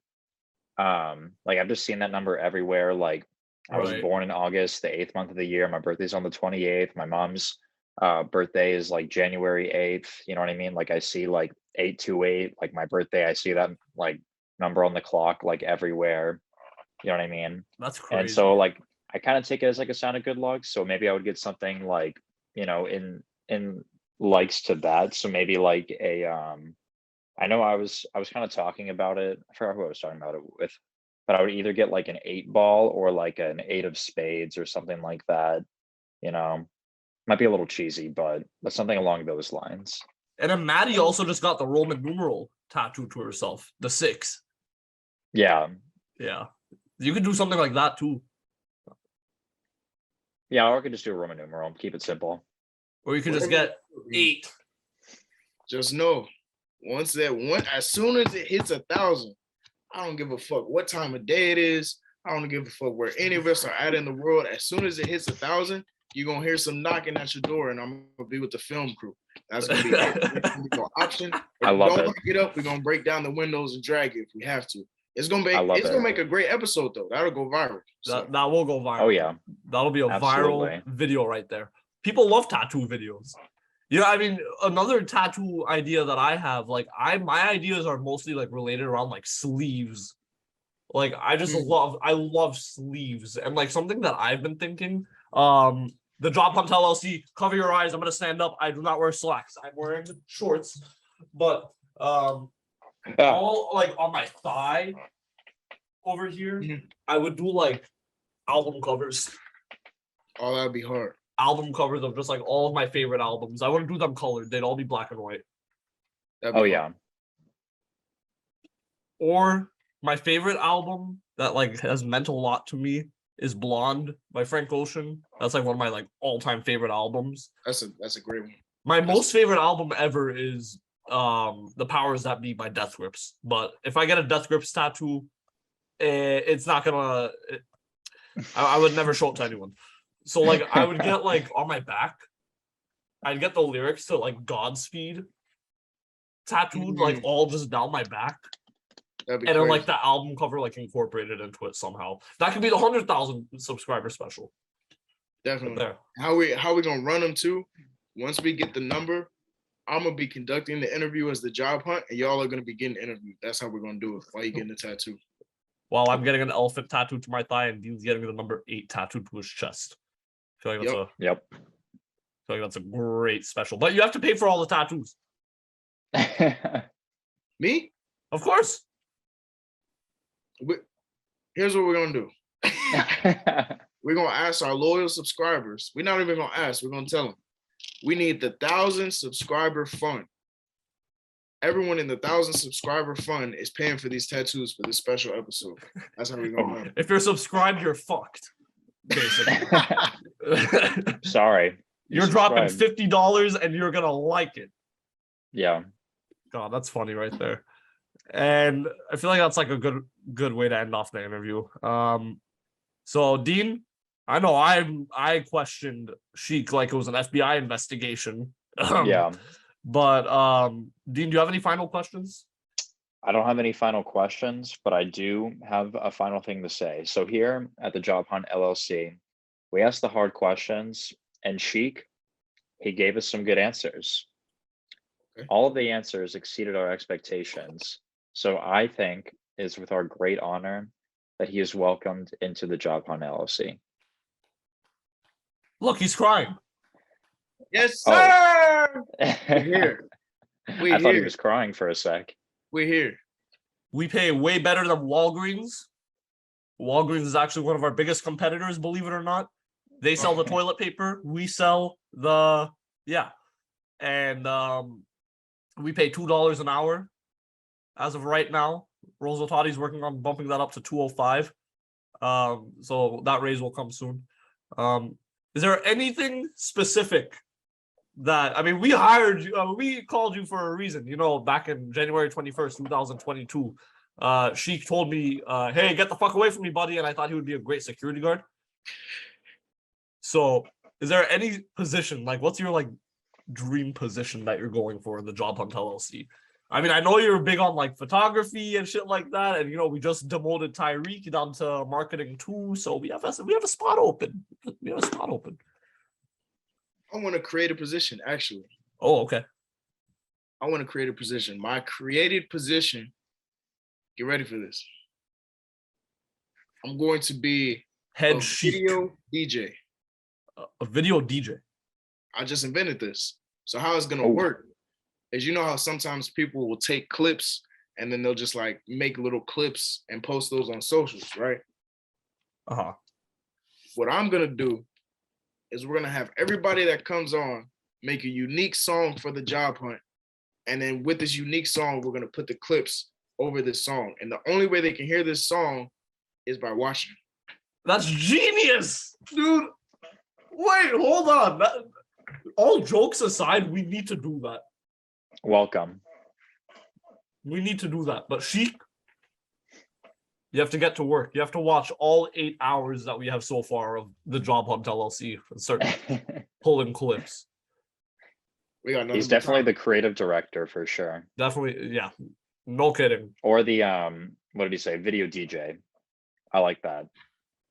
Or you can choose to start ground up like Woozy did. Woozy was our janitor for a day, killed a cockroach, and now he's our pyramid scheme leader. Yep. I'll get it out the mud. Whatever I gotta go through, I'm gonna do it. That sounds like a plan.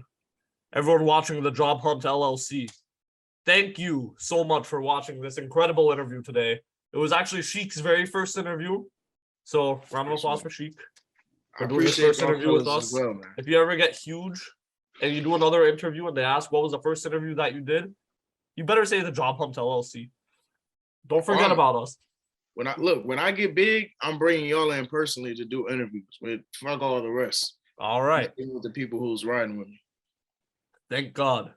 Thank you for watching this video. I still need to figure out how YouTube works, but press the like, press the subscribe, press the bell. The bell is a new one that I learned. You have to press the bell and it sends you a notification every time we have an interview. And when you subscribe, you are legally required under the, what was the code? Was it 146.9B or something like that? You have to watch the entire video all the way through, no matter where you are, what time of day it is. You have to subscribe. You have to share it to your dog. You have to share it to your grandma. I'm sure your grandma would be a great fan of Sheek and Sheek's work. So go ahead and share, go ahead and subscribe. On a serious note, thank you for watching. I'm here with our dean. I said our dean. And our dean. Our special guest today, Sheek. But thank you guys for coming. Thanks for coming on. Everyone, have a good night.